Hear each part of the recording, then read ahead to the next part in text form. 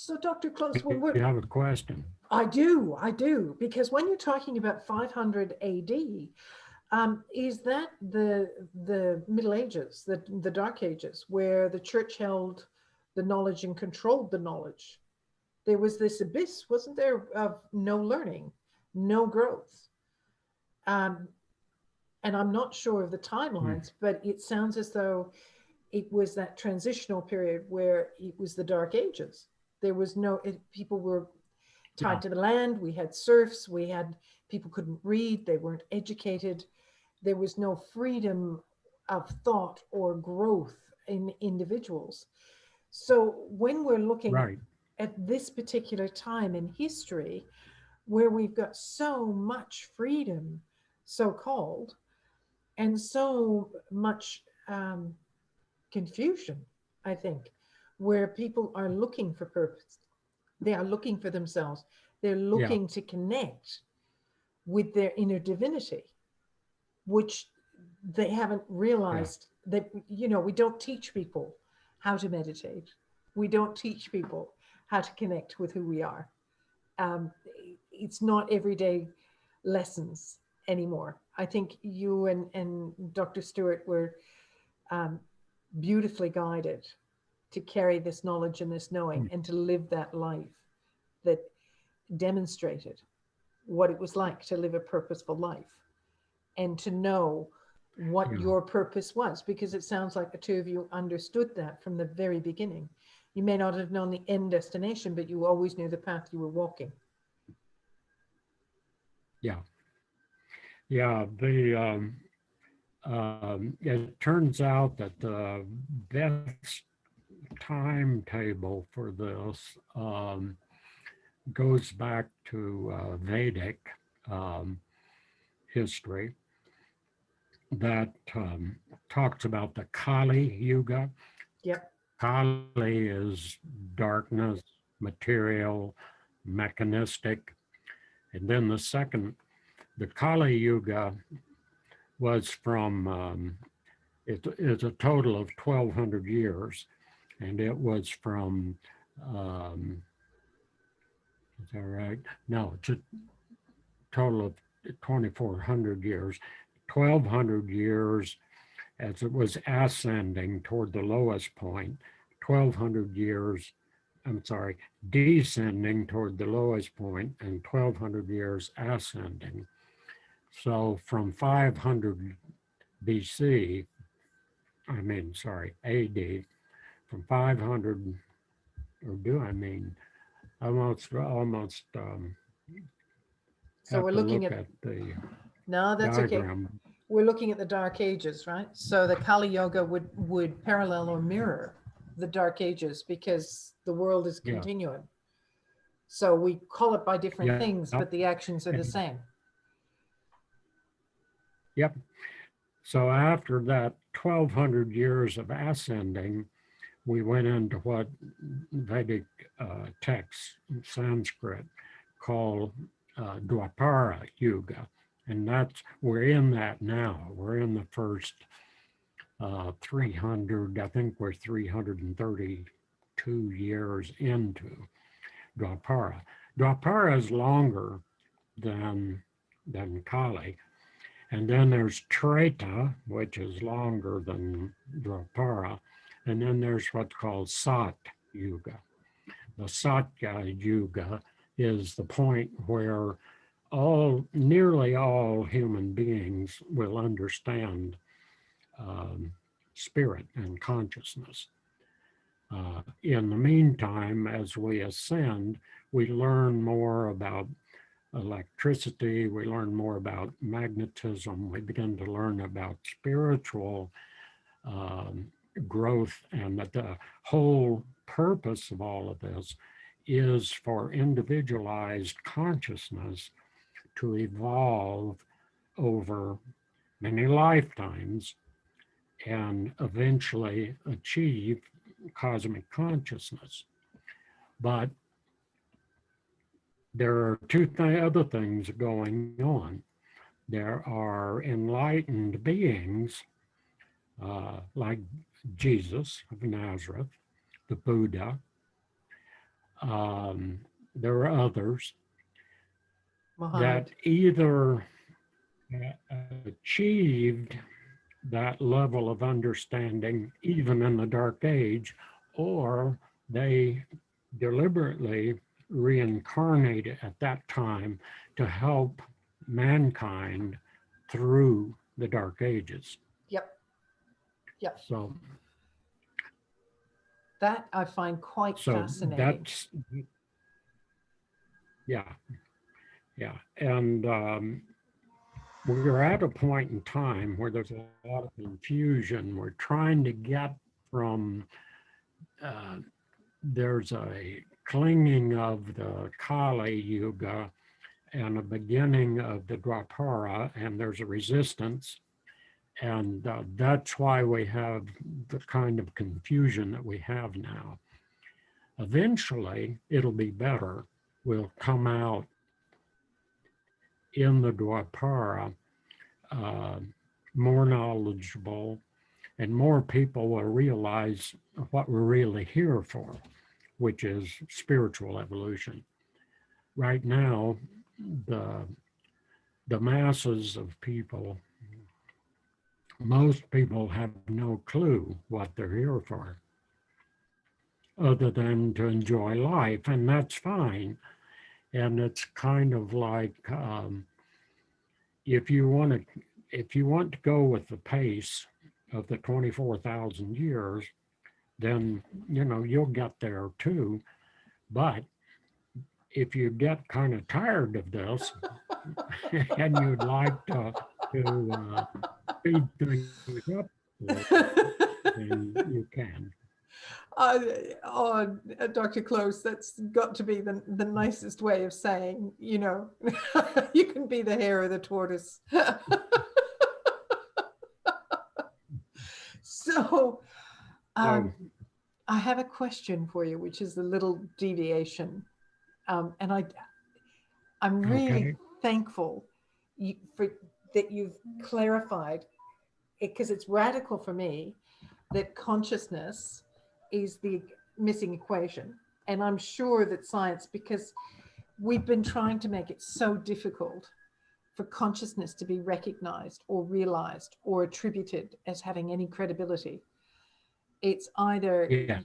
we birthed the witches, we killed the indigenous people that have a connection with the land and cycles and nature. We have Yeah. demanded that we listen to electricity and technology as being the right way to progress forward. And I'm sure there are many ways to go forward. This is the one we've chosen this time, because I suspect we get to a point where it doesn't work, we scrap it and start again. The Atlanteans, I'm Yeah. told, used crystals and basically imploded. We're using technology, and if we're not careful, we're going to do a similar swan dive.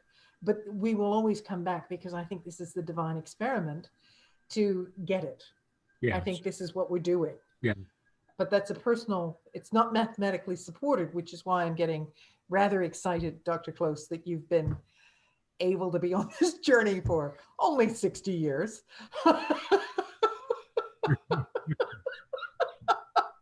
Yeah.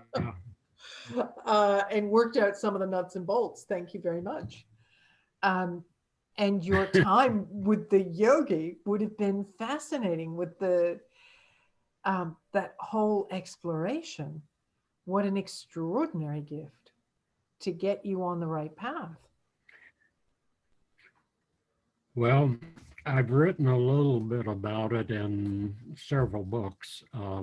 Transcendental Physics, there's a chapter on my initiation into Kriya Mm-hmm. yoga, Yeah. yoga, and that happened in 1960. So that's already It's 60, 60, 61 years ago. just a Yeah, day or two, just a day. But then, yeah, and I'm sorry, I know we're deviating a bit, Dr. Close, but then you've lived a uh, very practical life in the real world, or in the other world, where, that's which I find fascinating. Yeah, that's the difficult part for most people. That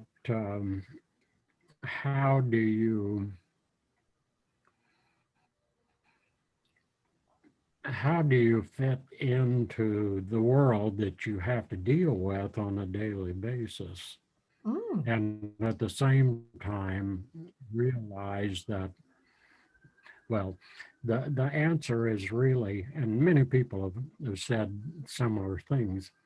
The answer is in in the small details.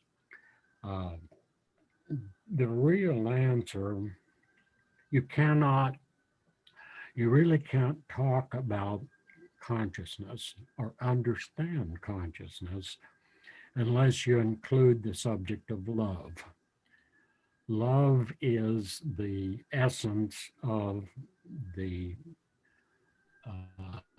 what I call primary consciousness, which is the substrate or the background within which all of this um, Schauspiel, uh, German word which means play, is going on.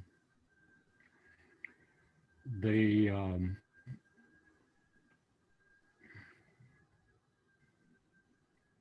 There's so many different forms of love, but they all are, and like anything, like energy of any kind, like any discovery, it can be misused as well, and it is. And the same thing is true with intelligence. Intellect's a wonderful thing, but it's also a trap. Mhm. Yeah. It's also, Yeah. all of these things are distractions from the real purpose of being. The real purpose of being is to turn your consciousness around from the fascination with the shiny objects in the physical world and focus on the nature of your self. I call it self inquiry. Mm-hmm. Um, the most scientists in mainstream science are materialists, whether they realize it or not. Many of them will say, "Oh no, I'm a Christian, or I'm a Jew, or I'm a Muslim, or I'm a Buddhist, and I'm a practicing whatever it is."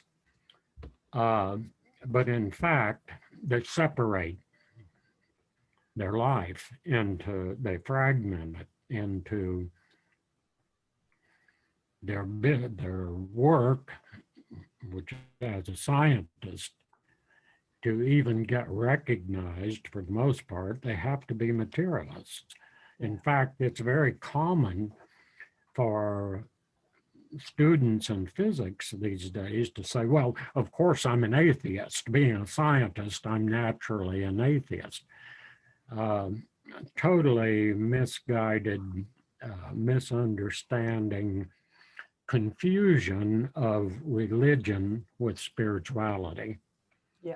Religious organizations are necessary, but like I said before, anything that has a good side also has a dark side. The Mm-hmm. dark side of organized religion Yeah. is that people use it to control other people. Yeah. Um, the in in my book, Secrets of the Sacred Cube, I don't know if you're aware of that. No. Um, this has a lot of this information in it. Plus, Jackie and I wrote this together, although she passed away before it was published. It was published in 2019, and the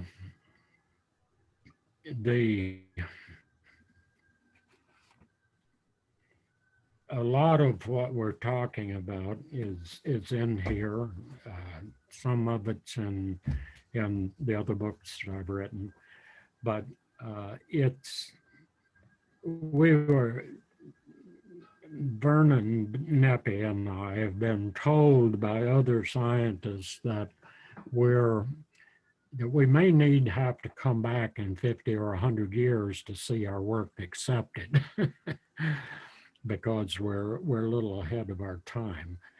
Um, but that's, that's just the way it is. We have to deal with that.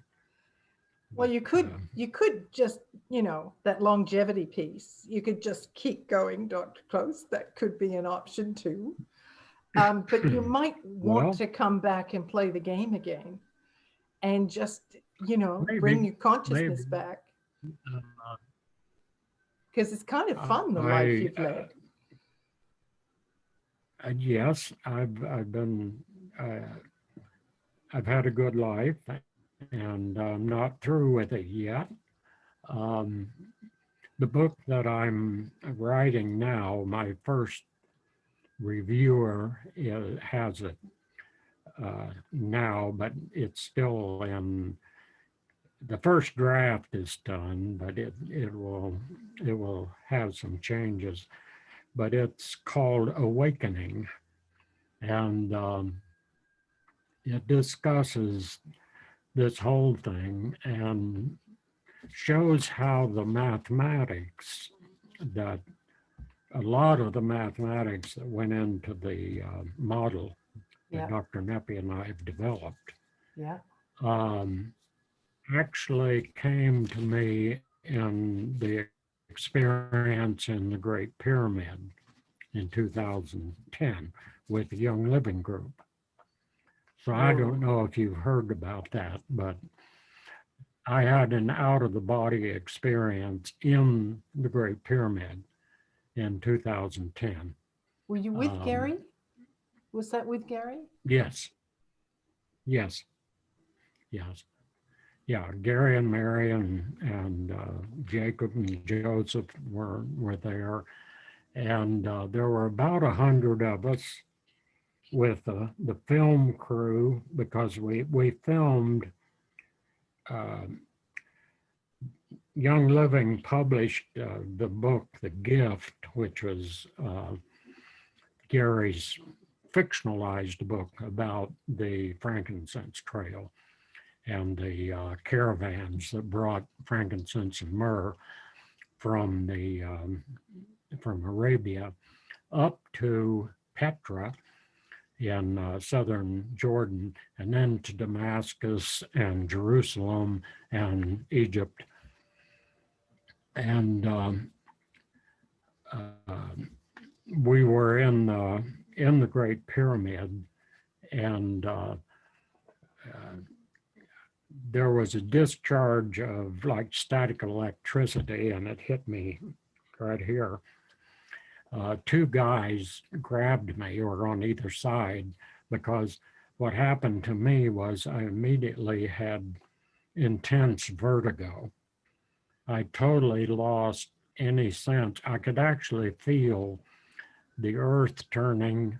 I could feel the earth going around the sun. I could feel all of these motions, and they're not minor motions. I mean, we're spinning at this longitude or longitude where we are, where I am, about 700 miles an hour. At the equator, it's about 1,000 miles per hour, just the rotation.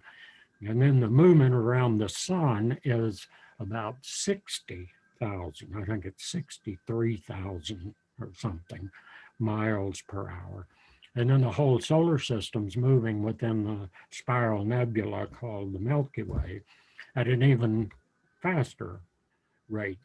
So you have all this motion going on, but your body adjusts for it. It's kind of like there's an internal gyroscope that counteracts the effect of this curvilinear motion. When the discharge happened, that was turned off. So what happened to me was I had no idea, could not tell up from down from sideways, and I was being thrown around. And if the guys hadn't grabbed me, I would have, fallen on the floor or into the wall. And uh, I don't know if you've ever had vertigo, but you become violently ill. Oh, And when I became violently ill, I went out of the body. They had to carry me out of the pyramid um, and out at the robbers, they call it the robbers tunnel, where you go into the pyramid now. The Egyptian crew brought me out. And then, of course, being with the Young Living Group was a big advantage because there are doctors and nurses and healers. And so everybody flocked there. But I think I probably would have died there. But Tom Reed, who is a doctor, and Brenda Charbonneau, who is a nurse, turns out she is actually a hospice nurse, whisked me back to the hotel, a Cascade Hotel in Cairo, before the authorities could get there and take me to an Egyptian hospital, which was a good thing because who knows what would have happened to me in an Egyptian hospital. I might not have ever come out of there. nah, we won't even go there. Wow. I continued to go in and out of the body for about 24 hours. Even we had the very next day, we flew from Cairo to Amman, Jordan, got on a bus and drove, I think it's 300 kilometers south from Amman to Petra, because the last part of the film was filmed in the ancient city, the stone city of Petra. I don't know if you're familiar with that. If you watched Indiana Jones movies, what was it, The Last Crusade, I think, they filmed at Petra in front of what they call the treasury, this huge edifice that's carved into the sandstone bluff. That's where we filmed the last part of the documentary film. I was still having OBEs 24 hours later. And what it turned out, I was told later that this was a shift in planetary alignment, and that what happened was there was a lot of information that is stored in the crystalline structure of the pyramid, mostly in the granitic rocks, and that had downloaded into my subconscious somehow. And then it began to resurface over the next 10 years while working on this. And I realized that what had happened to me was what I now call dimensional extrapolation, where you rotate fast enough and you project out of a dimensional domain, an n-dimensional, could be 3, 4, 5, whatever, into the next domain. And when you do that, when you get into the second time dimension, is all of these dimensions are happening at the same time. It's kind of like, one way I tried to explain it is like the Russian dolls, these Russian dolls that are inside each other. The dimensions are kind of like that too. It turns out that dark matter and dark energy are actually non-physical. They're Gimel, they're consciousness. And the universe is 95.1% spiritual. It's only that 4.9% that's the physical part. And this is our world in flat moment, isn't it? This is one of those paradigm shifts where we're gearing up yes, to understand that the current world we have around us is flat. We need to step into the acceptance that love is the fuel yeah, and spiritual is the growth. And we're coming into this plateau. yeah, So if you're not careful, someone will try and put you to the stake and set you alight for challenging popular belief, right? You might be dragged yeah. to Rome and just told to, repent. Yeah, yeah, that's a possibility. I've also in this book, I've also written about past life memories Yes. and about um, uh, Origen. Um, Origen was actually was the first translator of the uh, Greek, Koine Greek, and uh, Aramaic. Most of the Bible, the Torah, the Jewish, Mm-hmm. Yeah. the Old Testament, basically Yeah. was written in Hebrew, but a lot was written in Aramaic, especially the New Testament, and Koine Greek. And Origen was the son of a Greek philosopher in Alexandria about 150 AD. His father was a Greek philosopher. His mother was half Jewish and half Egyptian, Jewish Egyptian mixture. And his father was actually martyred because his parents were followers of Jesus. They were some of the new Christians. We're talking, only 100 years, 150 years after the time of Christ. And he was martyred, but Origen wrote a lot of the important stuff that the Romans destroyed in the library at Alexandria Yeah. was written by Origen, and it was translation of the uh, Hebrew and Aramaic and Greek uh, scriptures that Yeah. still existed at that time. Yeah. Yeah. And the Roman Emperor Justinian, who made himself a saint in the Catholic Church, was actually an evil man. You could almost call He him Trump. actually, he actually was the man who, I don't know if you've heard of the anathemas. The Yeah. anathemas, he wrote anathema. Um, it was,